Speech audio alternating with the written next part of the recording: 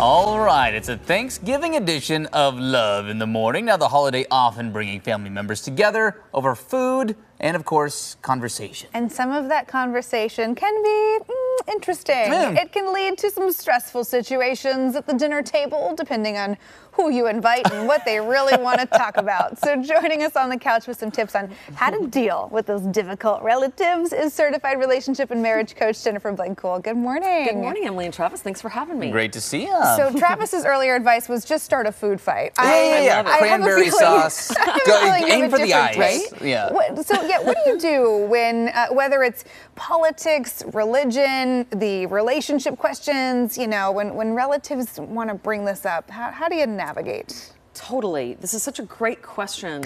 So the first thing I want to say is before you show up on the holiday, whether it's your own house because you're hosting or you're going over to somebody's house, check your expectations. It is so normal that these kinds of holiday gatherings have messiness injected into them. There's drama, there's something that is going to be said or whatever. And so and I want to say that because obviously our expectation dictates our own actions and reactions to things. So I think if we can show up and have an open mind that, okay, Thanksgiving dinner is not supposed to go perfect, especially the more people you have, the more open-minded you should be about that truth. So I want to start there.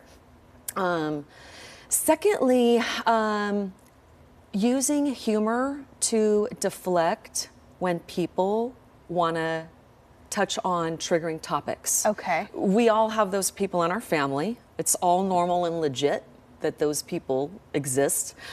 We should be grateful for them. I'm sure they add some spice and excitement at some level to our family. So don't forget the goodness that some of these relatives do bring to the table, literally and figuratively, even though they might be the more dramatic ones. So to be more specific, I want to advise people to have 4 concrete topics, 4 truth bombs.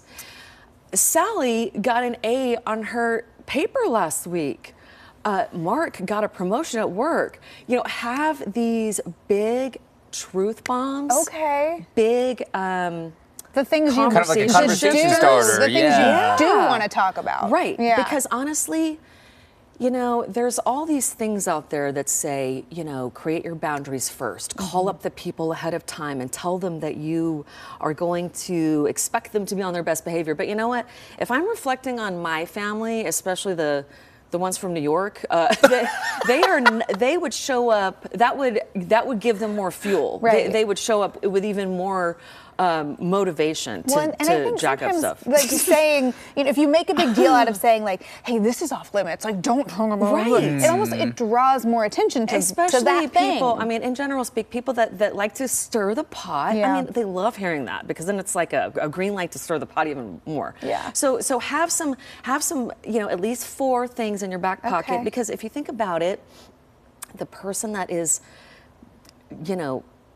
the diehard drama person, it's going to be very hard for them to keep going on their drama when you mention a really awesome truth bomb. Because then, if you think about it, you're kind of rude if you keep going about if you keep talking about politics, but Mark just got a promotion at work, but you still want to talk about, you know what I mean? Right, so then they seem like the person who won't let it go. It's like, move along. Deflection is a wonderful tool in communication, especially when you're dealing with harder people and harder topics.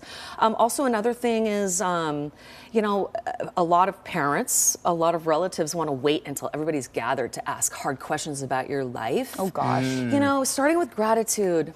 Mom and Dad, we're super grateful that you are concerned, about how long we're taking to get married, as of a specific example. But, we're grateful for your love, but we've got it. We're on our path, and we are excited to keep you posted. Right. And we're good, and we love you for your concern and your love.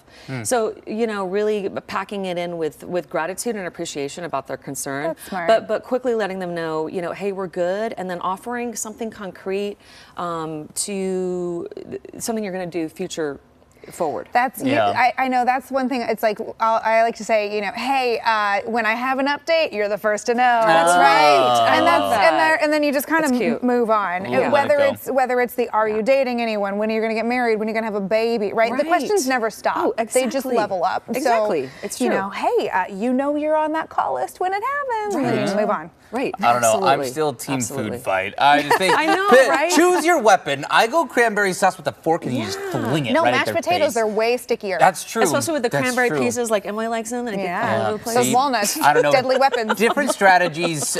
Choose what you will. Right. All right, Good luck. Jennifer, always great to see you. Happy Thanksgiving. Thanks for Happy having me. Happy Thanksgiving. Thanksgiving to you, Of course. And if you have a question for Coach Jen, send us a message right now on the Quinn News AM Extra Facebook or Instagram pages. Your question may be answered right here on the show, and you can always remain anonymous. So slide.